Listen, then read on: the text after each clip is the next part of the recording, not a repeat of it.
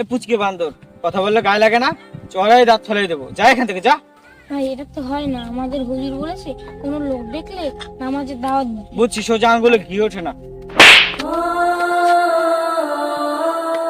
হ্যাঁ ভাই, আপনারা এই বাচ্চাটাকে মারছেন কেন? আবার কি হয়েছে বাবু?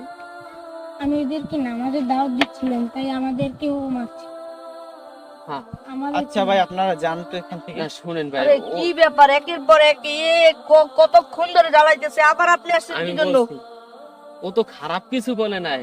আমরা মুসলমান, আমরা যাই করি না কেন, আপনারা কি আমি জানি না, যাই হন না কেন, কিন্তু ভাই মুসলমান হিসেবে নামাজটা আমাদের পড়া এখন। আচ্ছা এখন কি আপনারা যাবেন নাকি?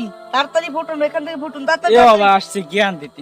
ভাই রাগ করে না ভাই, ও তো ঠিকই বলছে, বাচ্চা মানুষ, ও মাদ্রাসার ছাত্র, আপনারা তার সাথে এরকম করলে হয়? ভাই চলুন, আপনারা যা করেন করেন, একটু নামাজটা পড়ে আসি।